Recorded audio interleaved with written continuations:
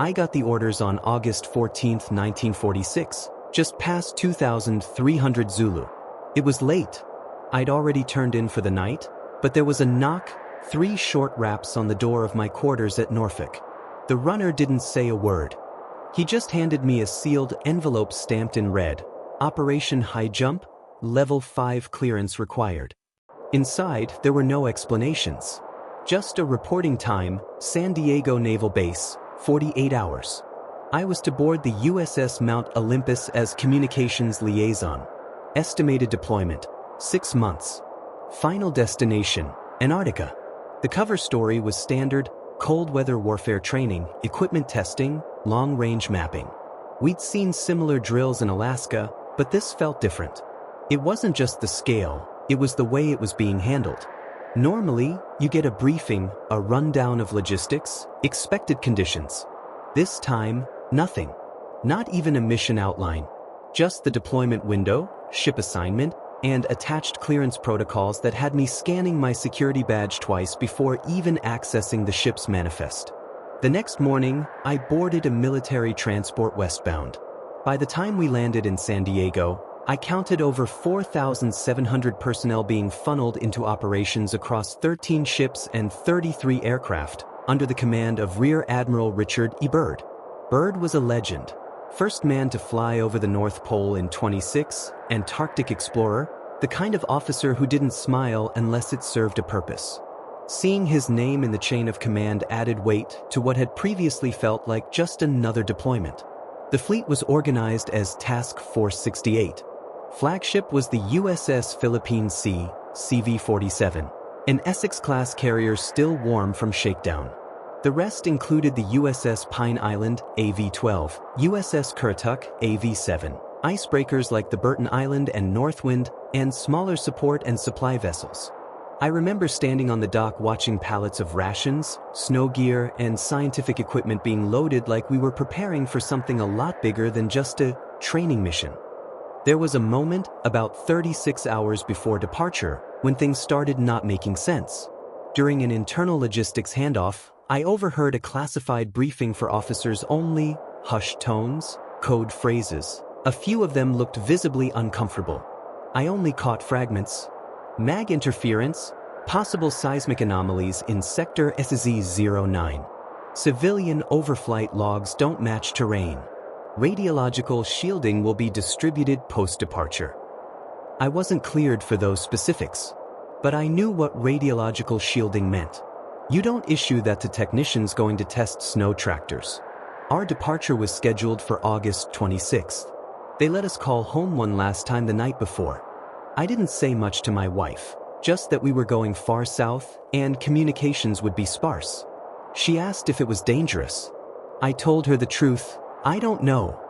When we pulled out of San Diego, the entire task force moved as a unit. Precision. Like we'd practiced this already, somewhere off the books. I stayed mostly below deck, running comms checks and filing inventory updates. The temperatures dropped as we moved further south, and so did the tone on the ship. Jokes became shorter, officers more quiet. There were things they didn't want us asking, like why we were issued extended Arctic survival kits with non-standard flares, or why all maps were replaced with new ones bearing internal grid overlays coded Alpha to Zulu. It felt like we were stepping into someone else's problem, something they hadn't solved and didn't understand. One night, just a few days after we passed the equator, I was monitoring a secure channel when a transmission came through, not meant for me. Wrong routing. It wasn't encrypted, not properly. Just a single line of text, time-stamped and tagged to the primary intelligence node aboard the Mount Olympus. Intel confirms, objects originating from under ice mass, sector says 09. Observational protocol active. I froze. I shouldn't have seen it. I knew that. So I logged it, marked it as corrupted traffic, and moved on. But I didn't forget. The deeper we sailed, the more it felt like we were chasing a ghost. Some of the senior officers were jumpy, especially after the 4th week. I remember Lieutenant Commander Hale, normally straight-edged, career type, losing his temper with the meteorology team over a delay in cloud cover analysis. He slammed his fist on the table and shouted, We're not here for fucking weather, and everyone knows it. No one corrected him. No one wrote him up. By December 30th, we reached the edge of the Ross Ice Shelf. Temperatures dropped to minus 31 degrees Celsius, with winds peaking at 70 kilometers per hour, coming in from the southeast. Visibility was unpredictable. One moment we could see for miles, the next, the world turned into white static. We deployed our first recon units 3 days later. I monitored radio chatter from all sectors, Alpha 1 through Bravo 4. The air crews flew PBM Mariners and our 4D squadrons modified for polar operations. Most of the early reports were standard: terrain assessment, snowpack readings, altitude shifts. But a few of them, there were hesitations. Odd pauses in the voice logs. Pilot to base, confirming location, but terrain doesn't match grid overlay. Are you seeing the same return on visual feed? Copy, Delta 3. Repeat that last. Terrain features don't match. Ice dome present where elevation shows flat. Negative, Delta 3. Proceed to next waypoint. The recordings always cut short. They never showed up on official mission summaries. I only caught them because I was manually routing comms for the forward outpost logs. That's when I knew whatever we were sent to find wasn't above the ice. We reached the Ross Ice Shelf on December 30th, 1946. The charts called it a landing zone, but no one who stepped off the USS Mount Olympus that day would have called it that. It wasn't land. It was an ocean. It was something in between, miles and miles of fractured whiteness, cracked plates of ancient ice groaning under the weight of our machines. We were told it was stable. I didn't believe it. The weather station on the bridge logged surface temps at minus 37 degrees Celsius with wind gusts averaging 80 kilometers per hour. Visibility was variable. The kind of environment where you could lose a man just by blinking. We started calling it the dead zone within the first 48 hours. Not out of drama, just accuracy. We deployed ground crews at 0900 Zulu on New Year's Eve. Snowcats rolled out first, each fitted with pressure-tested treads and reinforced carburetors. I was assigned to one of the mobile comm stations, rotating between relay duties and direct line monitoring. We were ordered to establish forward base points across Alpha and Bravo sectors. Flat terrain, minimum elevation, ideal for test airstrips. That was the official line. But the maps didn't match the ground. At least not completely. We had this one spot, near Bravo 3, where the elevation readings kept bouncing. It wasn't much, just a 12-meter discrepancy. But every time we scanned it, the LiDAR showed a shallow depression that wasn't there the day before. That area had also recorded slightly higher temperatures. Not enough to raise alarms. Just inconsistent. The first aircraft landing happened January 2nd. Our 4D squadrons touched down with minimal issues. The makeshift runway was carved straight into the ice using heated rollers and flame cutters. Nothing fancy, just enough to get the job done. We operated on a tight window, winds kept shifting without notice, and any system failure in those conditions meant an instant emergency. I kept to the comm tent most of the time, but I did 2 patrols during that first week, once by tracked vehicle, once on foot. The silence out there is not what you think. It's not peaceful. It's like standing in a room where the walls breathe, but no one's speaking. The snow absorbs sound in a way that makes even your own footsteps feel muffled, unreal.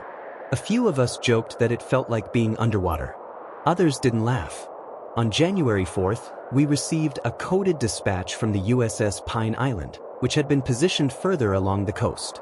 They'd launched a reconnaissance flight over Sector Foxtrot. One of the pilots radioed in a brief visual report: terrain inconsistencies, possible subsurface anomaly, too large to be a crevasse. The signal dropped seconds later. We were told the aircraft experienced radio degradation due to ionospheric flux. That was the term they used. But ionospheric flux doesn't explain what happened next. Later that day, our own relay station picked up a looping signal, an automated distress ping repeating every 14 seconds. It was faint, fragmented, but the aircraft had already returned to the carrier. All crew accounted for, except they hadn't activated any emergency beacon. I logged the event and flagged it to command. No response. The following morning, my access to that comm channel was revoked. Inside the camp, everything was outwardly normal. The motor pool was busy, flight ops running in strict intervals, scientists doing core samples of the ice shelf. But the officers, they were different now. Captain Norwood stopped attending the general briefings. Lieutenant Hale was reassigned off the ice for administrative oversight, though no one ever explained what that meant. There was this one morning, January 5th, just after 0600 Zulu, I was prepping for a frequency check when I overheard a technician in the adjacent station speaking into a private handset. The walls weren't thick. He said, "It's not just magnetics. They're seeing displacement. Something under us is moving." That same day, we began seeing phantom returns on radar. Small, fast signatures just above the ice line, 3 to 5 kilometers from the outer perimeter of the Bravo sector. Not birds, none that far south. No aircraft were logged. We scrambled visual confirmation twice. Found nothing. We were told to adjust the sensitivity on the equipment. Recalibrate. But the anomalies continued. That night, while checking weather inputs, I saw something that still stays with me. I had stepped outside to relieve myself, maybe 20 meters from the tent. Wind was low, almost no drift. Visibility was fair. And that's when I saw it, on the horizon, maybe a kilometer out, a shimmer. Not light, not movement, just absence. Like a column of space where visibility was void. I stared for maybe 10 seconds. Then it was gone. No sound, no rush of wind. Just the hair on the back of my neck telling me I'd stayed out there too long. I didn't report it. The next day, 2 of our aerial camera systems failed mid-flight. No crash, no system-wide malfunction. The cameras simply recorded blackness for exactly 11 seconds before coming back online. The aircraft's navigation logs also registered a brief drop in altitude, around 400 feet over flat ice. Pilots said they never dipped. One of the navigators, Lieutenant Merrick, kept insisting the aircraft lost time. His exact words, "It felt like we skipped a second or 5. Like the world hiccuped." They grounded him for fatigue. That same night, someone left a note in the comm tent. It wasn't signed. It just said, "Whatever's under us doesn't want to be found. Stop drilling." We were 4 days into the operation, and already something was starting to push back. January 6th was colder than the rest. Wind chill took it down to minus 44 degrees Celsius. I remember that because the diesel in one of the tracked carriers gelled solid before it made it 20 meters off the pad. We were already running on backup fuel heaters. Rations had to be thawed over engine exhaust, and breath froze to the inside of your mask before you could finish a sentence. The ice creaked that morning, loud enough to feel under your boots. I'd been monitoring high-frequency transmission logs for 3 hours when the anomaly came in. 8:32 Zulu. A burst on channel 6H, low band, somewhere between 24 and 25 megahertz. It wasn't a voice. It wasn't telemetry. It was something else. The pulse. Rhythmic but not mechanical. 7 beats. Then silence. I flagged it for triage and ran diagnostics. We'd picked up a similar signature once before, on the 3rd, during one of the snowcat convoys, but it had been dismissed as harmonic interference. This time, it repeated twice. 17 minutes apart. Same sequence. Same frequency. I requested field verification. The response came back 30 minutes later. No transmission on backup recorders, no atmospheric spike. As far as command was concerned, I was chasing static. That afternoon, an unmanned drone was launched over Sector Charlie 2. A standard MK9 modified for sub-zero operation. Visual scan, low-altitude pass, terrain mapping. Flight duration was supposed to be 41 minutes. It returned in 34. Flight data showed a full pass. No technical alerts. But something wasn't right. At precisely 22:17 of flight time, the GPS signal dropped for exactly 9.3 seconds.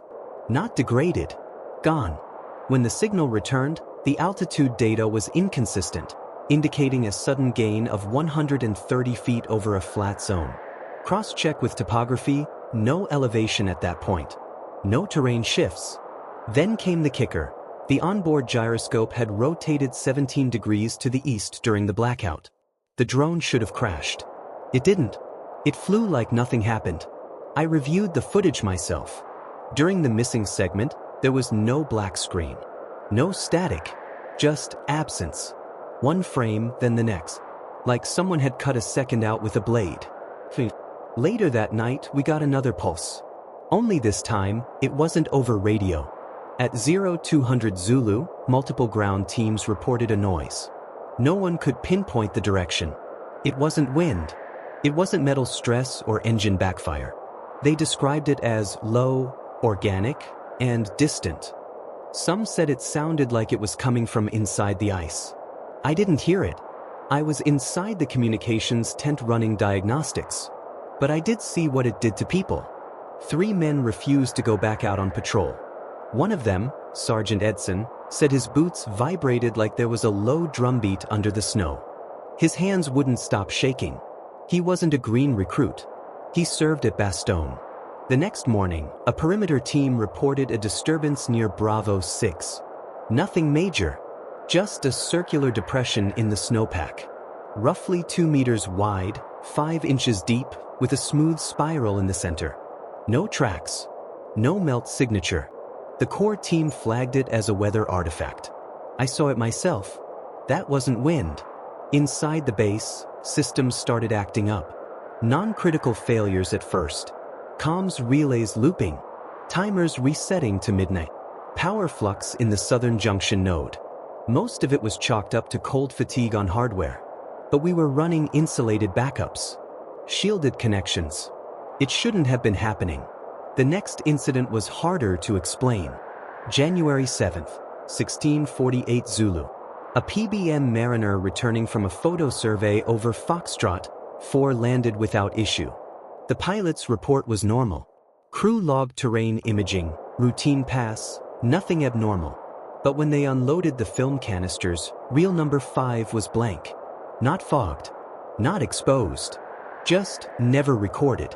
Chemical tests confirmed the emulsion had not been activated. That's not possible on equipment of that type.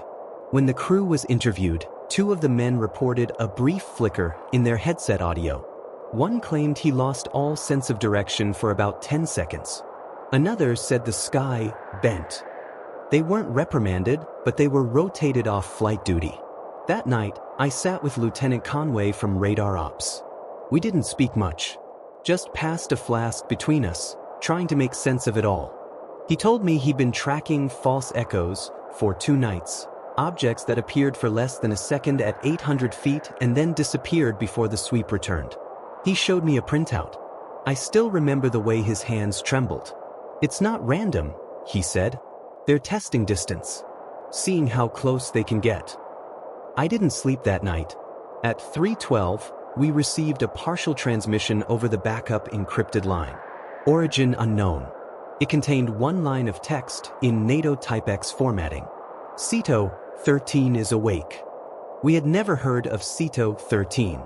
Command said it was a misroute, an old code from a war game scenario.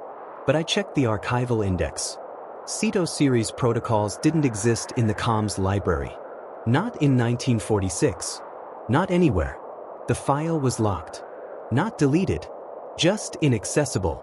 The following day, our generators surged twice.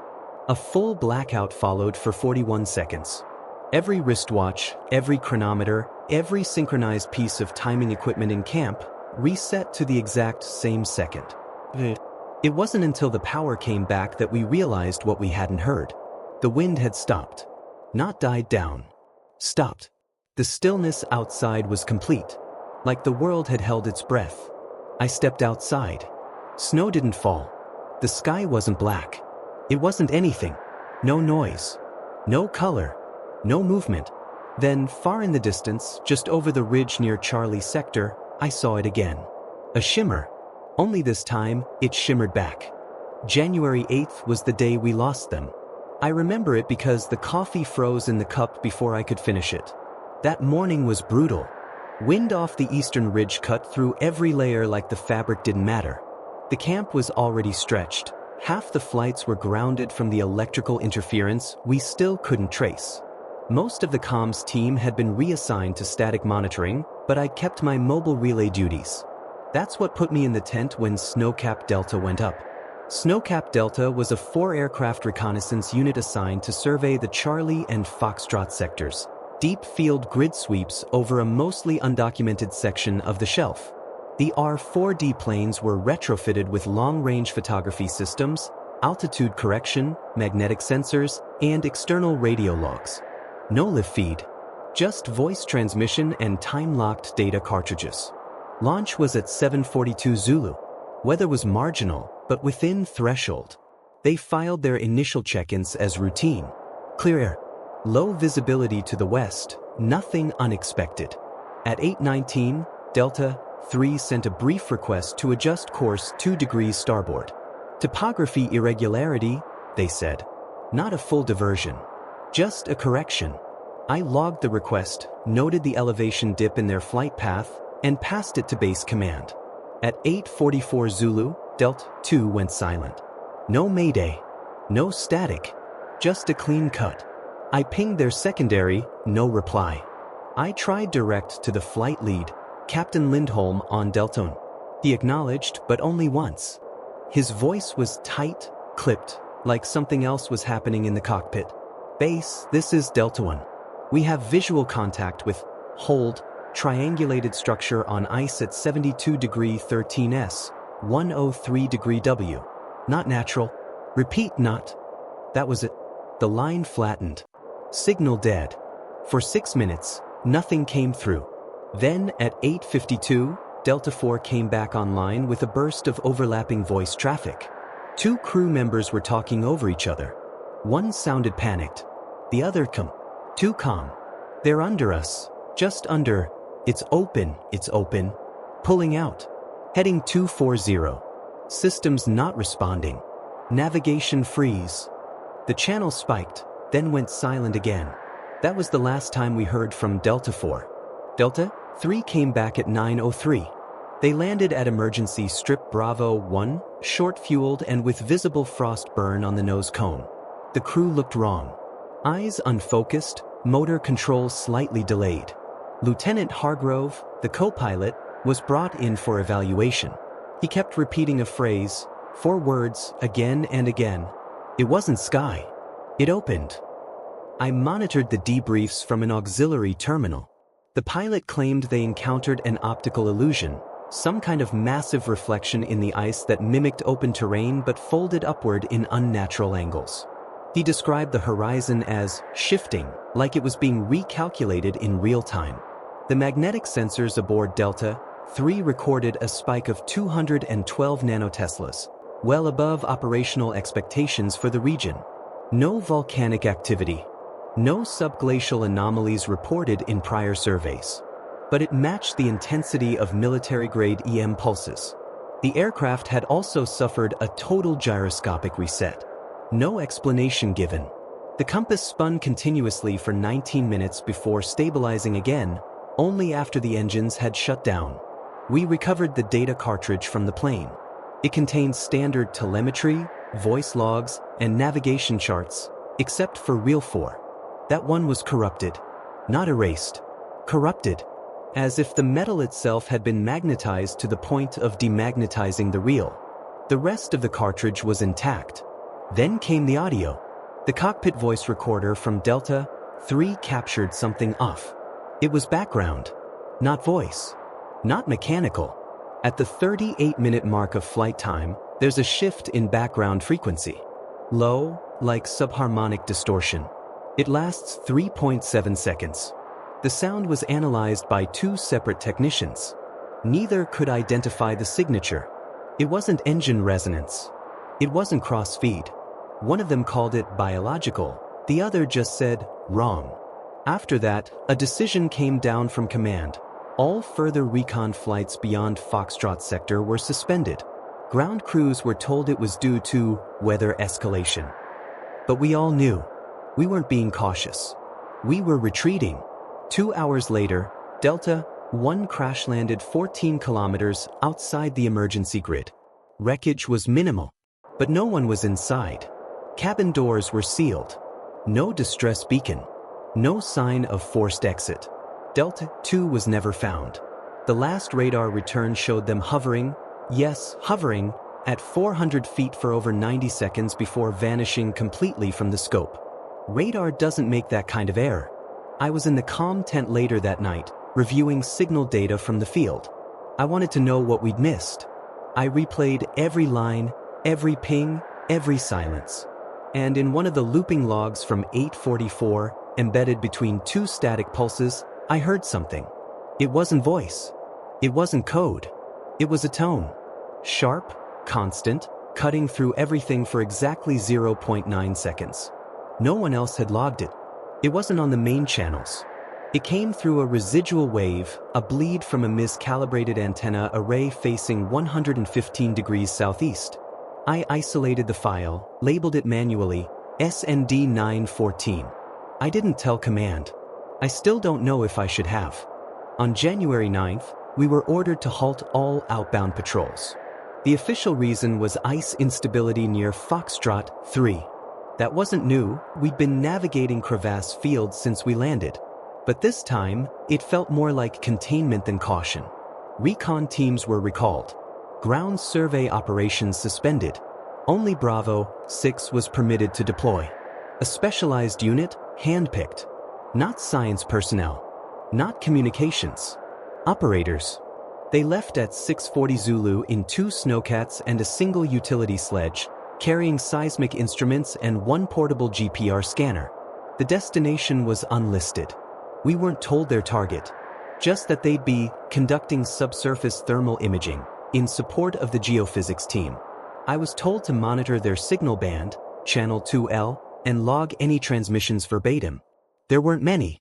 Routine check-ins, positional pings. Then at 8:13, a short burst of static. Not long, maybe half a second, followed by a voice. This is Bravo 6, we have visual on depression. Shape is irregular, approximate depth unknown. Ice surface compromised. Requesting green light to descend. Command approved.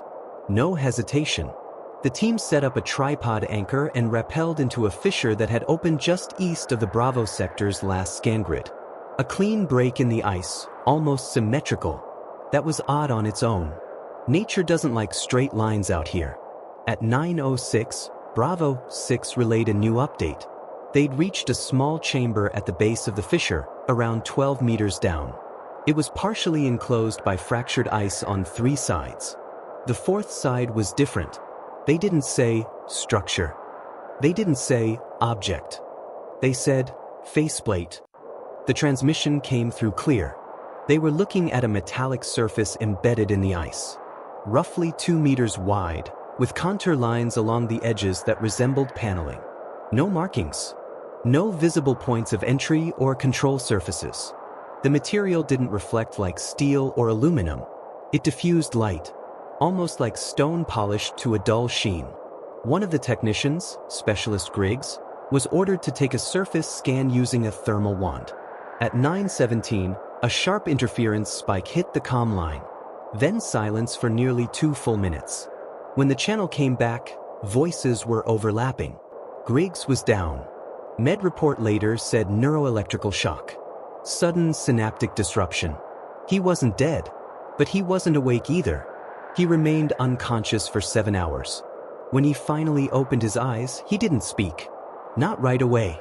Just stared at the top of the tent until someone brought him water. I sat with him for 15 minutes. The first thing he said was, "They didn't leave it. They sealed it." No one told him to say that. No one had even mentioned the object again.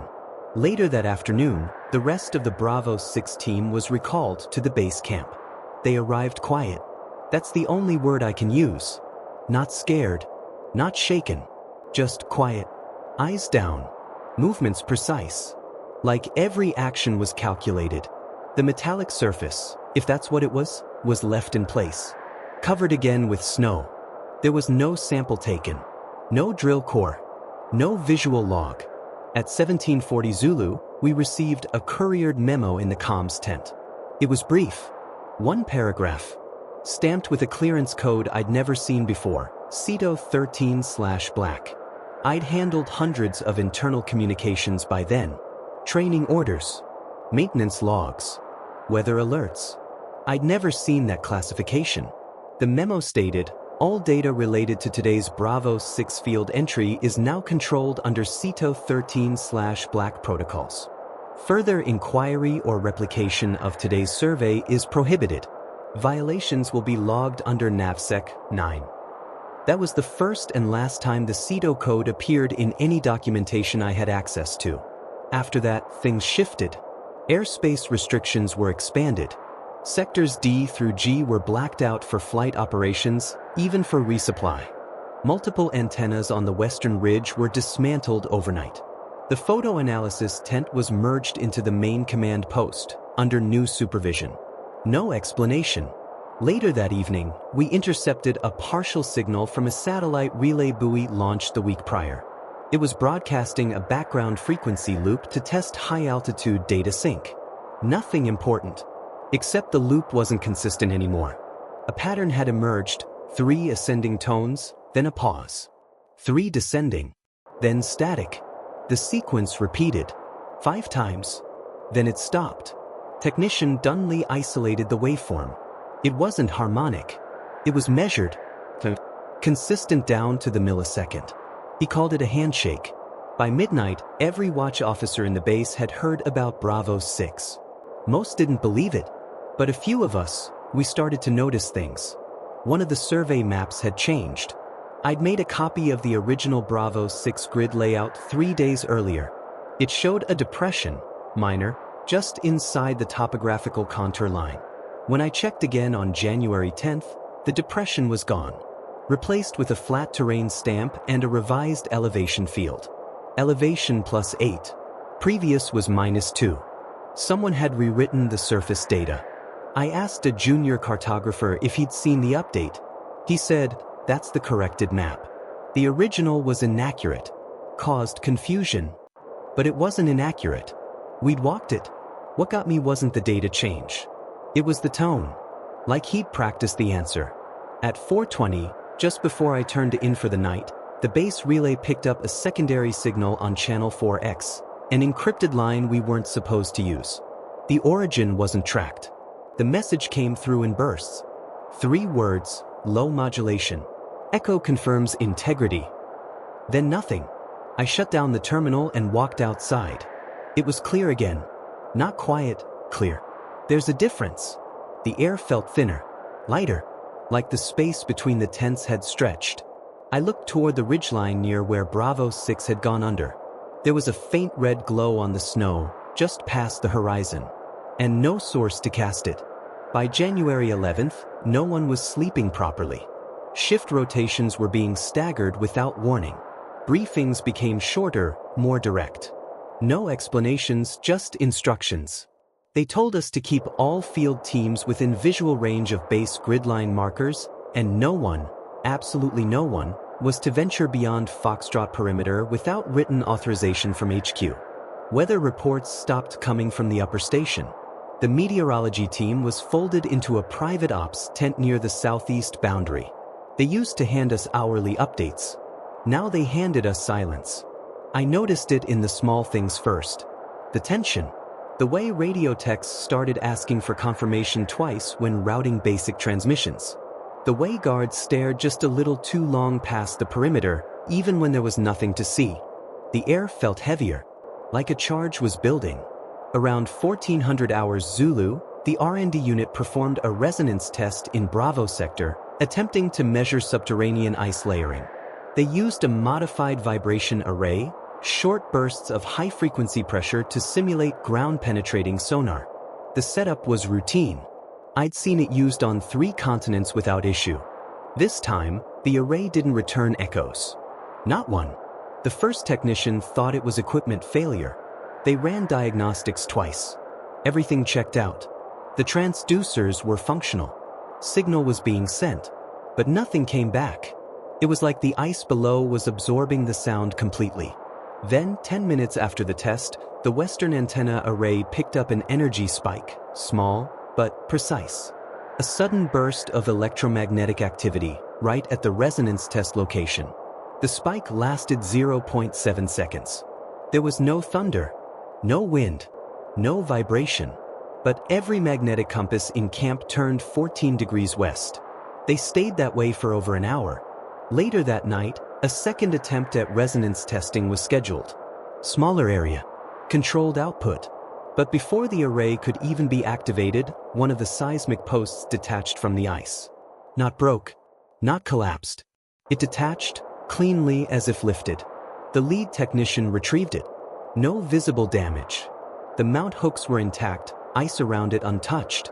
There was no explanation for how it came loose.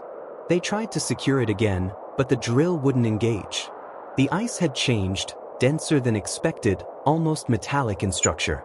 The bits slipped on contact. One of the assistants made a joke about the ground pushing back. No one laughed. After midnight, we lost contact with the outer marker drone. We deployed it 3 days prior. Autonomous ground rover, short-range telemetry, no moving parts other than the treads and camera head. It was set to run a fixed loop around the edge of the Bravo Foxtrot perimeter, logging atmospheric data and minor terrain shifts. Its signal cut out at 3:41 Zulu. A recovery team was sent out, 2 men, both experienced. I monitored their progress on secondary relay. Visibility was poor, but within operational range. At 4:23, they located the drone. It hadn't crashed. It was upright. No sign of power loss or damage. Battery was still at 74%, but the camera lens had melted. Not shattered, melted. A perfect droop on the left edge as if exposed to sustained heat. But the casing was cold, frosted over, and the ice beneath it showed no thermal signature, no melt radius. Just a small depression, like the weight of the drone had increased, pressed harder into the surface. The 2 men returned. No injuries. But they didn't speak on the way back. The younger one, Corporal Jensen, later asked to be reassigned to ship duty. Said he couldn't sleep on the ice anymore. Command denied the request. That same night, the radar station flagged a new anomaly. A flutter, they called it. Less than 2 seconds. Not weather. Not aircraft. Something above the ridgeline, northeast edge. Elevation 400 feet. Shape undefined. Echo returned an oscillating signature, like the object was phasing in and out of detection. The signature didn't remain stable enough to triangulate. But then came the odd part. One of the tracking operators, Sergeant Levitt, insisted the object responded to the radar. He was certain. Said every time they adjusted the sweep interval, the return shifted. As if it was aware of the pulse timing and trying to avoid it. Like we're painting a wall, he said, and the wall is moving before the brush gets there. They pulled him from the tower the next morning. Burnout officially. But we all heard what he said. The next afternoon, Command authorized a test using a directional signal burst, stronger than radar, meant to actively ping any object in the upper airspace. It was experimental, not part of our original equipment manifest. The system was assembled on-site using scavenged components from 3 departments. It shouldn't have worked. At 16:05 Zulu, the signal was fired. 17 seconds later, the entire base experienced a communications blackout. All systems, all channels, even short-range headsets. Power didn't fail. Light stayed on. But every frequency we used, every spectrum, went dead. The blackout lasted exactly 91 seconds. When the system came back, we had 3 new voice logs stored on the backup transceiver. They weren't transmissions. They were echoes, our own previous comms, repeated back with perfect clarity, but slightly slowed, slightly distorted. And 1 new sound. At the end of the 3rd log, there's a breath. Not a hiss. Not static. A single, audible inhale. Measured. Human. But no one in the base had spoken during the blackout. At least, not any of us. I remember looking out across the snowfield that night. The ridgeline looked closer. The markers we'd placed days before seemed misaligned. I walked out to one, marker 14. It had shifted 6 inches to the left. Not enough to notice casually, but enough to register on map overlays. I tried to realign it. But it wouldn't budge. The base was embedded deeper than it had been. Frozen solid. Like something below had pulled it in. Back in the comm tent, I checked the location logs for the marker. There was no entry after January 10th. No record of it ever being moved. But it had. I marked it manually and waited for the next signal. January 12th began like most days after the blackout. Quiet, brittle, cold in a way that made metal feel like bone. The previous night's signal log had been archived and classified under internal lock code QF21. I never saw it again, but I remembered the waveform. I remembered the breath. At 6:12 Zulu, a 4-man engineering crew deployed to Site Bravo 6 under orders from Central Command. They were told to retrieve a geological anomaly marked during prior survey efforts. No other detail. The same Fisher Bravo 6 had entered 4 days earlier was reopened, cleared manually with heated picks and passive drills. No explosives. No mechanized pressure. No vibration equipment. The order was clear, no resonance. By 7:20, the crew confirmed partial excavation of a solid mass approximately 1.7 meters across, shaped irregularly, encased in dense ice. They began heat extraction using a Class 4 thermal wand, slowly melting away the surrounding ice without direct contact. At 7:48, contact was made. The object dislodged without resistance. No cracking. No pressure release. It simply came free, as if it had been waiting. It was loaded into a reinforced container, placed onto a sledge, and brought directly to Tent 9A, a restricted R&D enclosure near the southeast end of camp, surrounded by double fencing. No labels. No markings. Guards rotated every 4 hours. I had clearance to monitor inbound relay transmissions but not access to the tent. Still, I logged the arrival. 8:33 Zulu. Tagged under asset ID, BRV_009_prim. I asked around. Quietly. No one knew who authorized the recovery. The object wasn't listed on any geological manifest. No civilian team had logged a mineral structure matching its dimensions. No core samples. Nothing on the record. But the science team went dark. Their tents stopped responding to status pings. All updates were routed directly to command. Standard procedure, sometimes.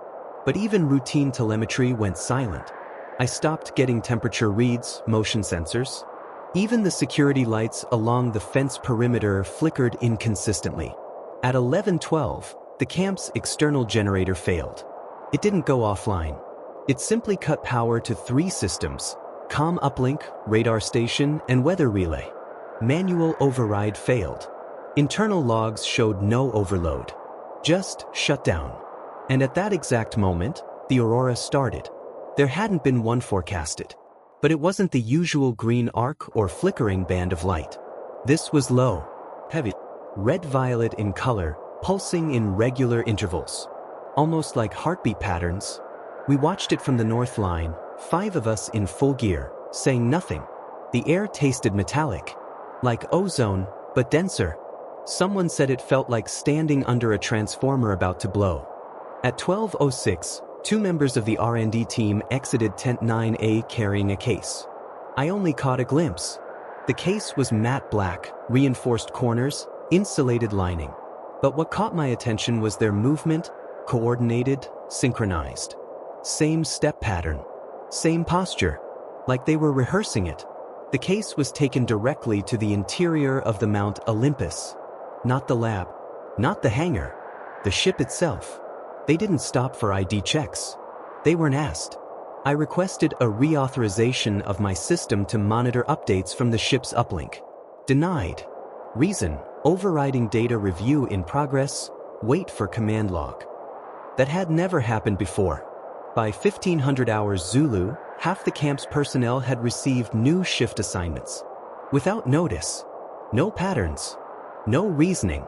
Some were reassigned to guard positions they weren't trained for. Others moved into logistics or engineering with no prior experience. I asked my supervisor why. He shrugged. Paperwork came through. You follow it. But no one had seen the paperwork. At 1844, the internal PA broadcast a high-priority notification. Level 2 isolation protocol initiated. All non-critical personnel are to remain in assigned quarters after 1900 Zulu until further notice. Delay travel between sectors. Expect limited communications. The tone was calm. Too calm. That night, I tried to sleep. Couldn't. The walls of the comm tent felt tighter than usual. Like the temperature had risen, even though the thermometer still read minus 35 degrees Celsius. The power lights dimmed twice. Flickered. Then stayed on. Just after 1 o'clock, I heard a knock. Not on the door, on the comms rack. It came from inside the tent. One sharp tap. Then silence. I turned. No one there. Just the panel glowing red, steady. I checked the system logs. No access. No alert. But one of the relays had activated for 0.4 seconds. Enough to trip the light. Not enough to transmit. I pulled the manual override. Disconnected the rack. Shut it down. 30 seconds later, the same knock. Only this time, from the far end of the tent. I stepped outside. The sky was black again. No aurora. No wind. But near the ridgeline where the object had been recovered, a light blinked once. Then gone. I walked to the operations tent and logged everything. Every detail. When I returned to my station, the comms rack was back on. No one had restarted it. No record in the log. Just one open file, still on screen. Labeled automatically. Primitive/reverb understood. Inside was a spectrogram. A single peak. Exactly like the signal from 4 days earlier. Same shape. Same duration. This time, there was no breath. Only silence. And underneath it, in the metadata line. Signal origin, internal. January 13th, the orders came in without ceremony. No official memo. No all-hands announcement. Just a series of coded dispatches relayed through auxiliary lines. Operations suspended, scientific tasks frozen, logistics shifted to exfil prep. We were pulling out. Piece by piece. Quietly. But not quickly. The message wasn't a retreat. Not in wording. It said, consolidation of mission scope due to meteorological instability. The weather was calm. Still. Too still. I was retasked to help coordinate satellite uplink deactivation. That wasn't standard. Satellite equipment stays operational until the last hour. This time, we shut it down first. My guess? They didn't want outgoing signals. No data leaving camp, even by accident. At 9 o'clock Zulu, 3 our 4D aircraft were repositioned to the makeshift runway at Grid Charlie 2. Loaded, fueled, sealed. But they didn't leave. Engines stayed cold. Crews stayed in their bunks. When I asked why, no one gave an answer. By mid-afternoon, field markers were being pulled from every perimeter sector. Bravo, Charlie, Foxtrot. Not retrieved. Pulled. Smashed into snowdrifts or buried beneath weighted tarps. It was like we were trying to erase our presence. In the comm tent, new protocols were uploaded. All logs from January 1st onward were placed under ACE 192 encryption, classified as CETO 13/black. Access required dual key confirmation. Even routine logs, weather, radar, power, were folded in. Everything sealed. As if what had happened hadn't happened at all. Even the signal data from the recovered object, what we'd started calling the core, was pulled from our storage racks. Drives wiped. Backup partitions overwritten with blank timestamp cycles. One of the techs tried to recover the fragment manually. Took him 6 hours.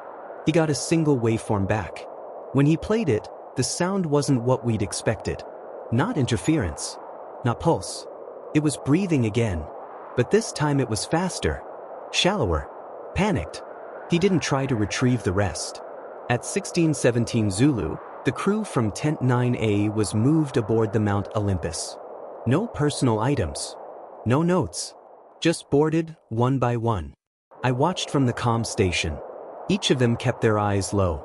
One woman, I think she was a biophysicist, had a slight limp. She didn't have it before Tent 9A. By evening, the ice near Site Bravo 6 had changed. It wasn't melting. It wasn't fracturing. It was shifting. You could feel it under your boots, like a breath moving below the surface. A slow, pulsing tension. Not constant. Not enough to measure. But you knew it was there. That night, we lost power to the internal clocks. Every display in camp blinked midnight at once. The backup battery systems kicked in. No failure, just reset. But then the relays began to drift. Time stamps on logs appeared out of order. Some showed 1900 hours before 1800. Others ran in reverse. The log server had to be pulled offline. Someone whispered about magnetic interference. Another said thermal warping. But no one believed it. We started seeing things. Not hallucinations. Not shadows. Changes. Crates moved from one location to another overnight, with no movement logged. Tools missing, then reappearing under snow, far from where they'd been stored. Voice logs playing back words no one remembered speaking. One man, Lieutenant Rowe, filed a report about waking up in a different cot than he'd gone to sleep in. Not next to it. Not near it. A different tent. He swore he hadn't left the first one. They relieved him of duty for stress. By January 14th, command stopped using radios. All communications moved to written dispatches, paper slips hand-delivered by junior officers. No encryption, no redundancy. Just ink and silence. That morning, I watched as the red light from the ridge returned. Only this time, it blinked in a sequence. 3 slow flashes. One long. Then off. Morse? I tried to record it with a field camera. Battery failed after 2 seconds. Tried again. The camera wouldn't even power on. The engineers said it was environmental. But my wristwatch stopped at the same time. And never started again. At 1910 Zulu, the Western Guard post collapsed. Not from snow. Not from weight. It folded inward. The tower was found 12 meters from its original position, sunk 3 meters into the ice with no impact fractures. The metal was twisted, not by force, but by heat. But there was no burn. 2 guards were missing. The search lasted 3 hours. They weren't found. What was found, half buried in the snow near the collapsed post, was a headset. Still operational. Still transmitting. Repeating a short signal burst every 19 seconds. Identical to the one we'd captured on January 4th. I forwarded the audio to command. They told me it was classified atmospheric reverb. That wasn't even a term. And they knew it. The next morning, half the base was airborne. Not in waves. All at once. 8 aircraft. No manifest lists. No departure logs. Just gone. I was told to prepare for reassignment. I asked to stay through the final stage. I never got a response. At 23:41, the final message came through. No voice. No origin.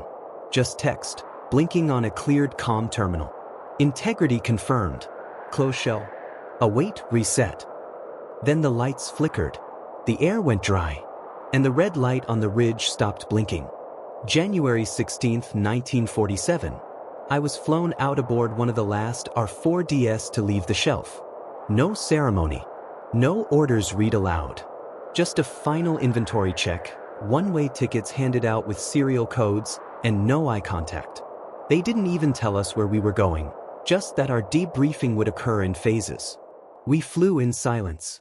12 of us. No talking. Even the engines seemed quieter than usual. The snowfields below vanished beneath cloud cover after 20 minutes. I watched until the white became gray and then black. I didn't sleep on the flight. No one did. We landed at a Navy airstrip in New Zealand, then boarded a military transport westbound. I never saw the Mount Olympus again. They split us up. By the time I was formally debriefed, 5 days later, I had already been relocated twice. I was moved to a temporary installation in Guam. Windowless. Cold. Underground. There were no questions about the object. No mention of Bravo 6. No interest in the aurora, the signal pulses, or the breath on the recording. My debrief was limited to logistics. What equipment I used, how the communication relay performed, and whether I had any feedback on gear integration. That was it. They didn't ask about the reset clocks, the missing crew, the flickering ridge light, because they already knew. After the 3rd session, I was informed that my clearance had been rotated out of CETO 13 access. I was told I'd signed a retroactive classification agreement covering unstable operations in extreme climates. No document was shown. No copy provided. I asked what CETO stood for. They stared at me like I hadn't spoken. When I returned to the mainland, I tried to contact two of the other operators I'd served with. Both were unreachable. One had been transferred to a naval research facility in Alaska. The other was listed as administratively separated. That's not a discharge code I recognized. I began receiving mail late. Bills, official notices, even letters from family arrived out of order or redacted. My phone line clicked every fourth call. Once, I picked up the receiver and heard my own voice on delay, repeating the word reverb before the line went dead. I told no one, but I kept everything. Every note I wasn't supposed to take. Every timestamp I memorized. The exact frequency pattern of the tone that wasn't static. I hid the backup logs in 3 locations. 2 years passed before I heard anything more. In late 1949, a Navy technician, someone I'd never met, mailed me a reel of audio tape with no return address. No note. Just a label etched into the side. 94.3 megahertz, January 13th, late. The tape was degraded, but the playback survived. It starts with wind, then silence, then the signal. Identical to the one from January 4th. Identical to the one recorded from the recovered object. And after exactly 19 seconds, a voice. Phase integrity lost. Shell compromised. Asset returned to point of origin. Observation remains active. Then it ends. I didn't report it. There was no one to report it to. Every name I had in my files was gone. Retired, reassigned, deceased, or untraceable. The base at Little America 4 was never mentioned again. It was written out of most public records after Operation Highjump concluded. Official accounts claimed success in mapping routes and studying cold weather equipment. No mention of Bravo sector. No mention of field losses. No mention of CETO 13. But something shifted after that mission. Funding priorities changed. New departments formed under acronyms I'd never seen before. The Defense Weather Agency, Geospatial Reconnaissance Division, Deep Ice Recovery Group, all black budgeted, all compartmentalized. I came across one document in 1951, by accident, while consulting on radio standardization for the Air Force. It was a transmission intercept log from a polar relay station. Unclassified. Buried in the technical section was a phrase. Shell Event Protocol initiated, reverb cycle stable. It was dated March 7, 1947. After the operation ended, the location was redacted. Years went by. I stopped talking about it, but the signals never really stopped. I'd catch them late at night, flipping through shortwave bands, brief pulses, distortions, or signal loops that made no technical sense. Always faint. Always right on the edge of the band. Once, in 1963, a technician I worked with ran a reverse phase spectrogram of a broadcast we intercepted near Iceland. It showed a repeating structure, not data, not audio. Geometry. Triangular waveform embedded in harmonic layers. I asked him what it meant. He said, "It's not a signal. It's a fingerprint." That night, he quit without notice. I still have the printout. Sometimes, late at night, I wonder if it's still there, buried beneath the ice, listening. Watching. If it was ever really ours to study. Or if we just happened to knock on the shell hard enough that it noticed. Some nights I dream about the light. Not the aurora, the other one. The red light from the ridge. Sometimes in the dream, it blinks again. And sometimes it doesn't stop. In 1974, I received an invitation. It came folded inside a Department of Defense advisory notice, no return name. The paper was old, pre-punched with indexing holes, the kind used in interdepartmental mail. Typed on it 6 words.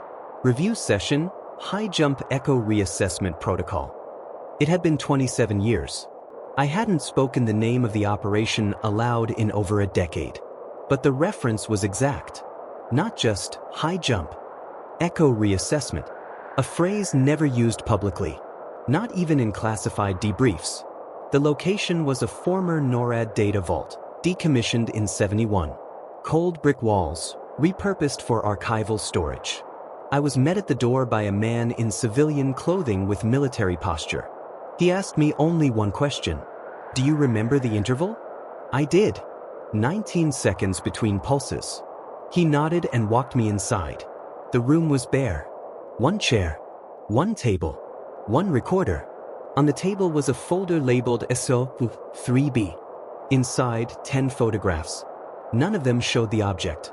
They were satellite images, infrared overlays from 1948 through 1959, showing a fixed location at 72 degrees 13 minutes south, 103 degrees west. Site Bravo 6. All images showed elevated residual heat readings. All of them showed no surface disruption. No signs of excavation or equipment. Just persistence. In one photo, dated July 12, 1955, a shape appears faintly in the lower left quadrant, barely visible. A curved edge, almost mechanical.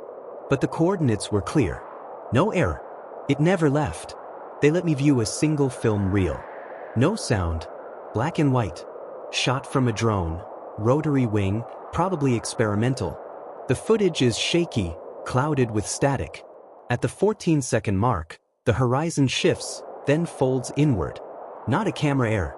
A visual anomaly, like the lens was seeing a different structure of space. The reel cuts off immediately afterward. I asked if that was all. They said, "That's all we kept." Back home, I reviewed my own notes. Years of data. Fragments. I had enough to build a skeleton. Enough to know that Operation Highjump's public records, weather tests, mapping routes, equipment trials, were factual. But incomplete. There was a piece missing. Not a redaction. A deliberate break. One night, I reviewed the original base logs again. The ones I'd kept offline, on carbon duplicates buried inside an insulated box beneath my garage. The January 13th record, the day the object was extracted, was intact. Every log present. Power fluctuations, personnel rotations, signal interference. But then I looked closer. The timestamps were exact. Too exact. Every entry occurred at intervals divisible by 19. 019, 038. 057, 116. That didn't happen naturally. We didn't log by a metronome.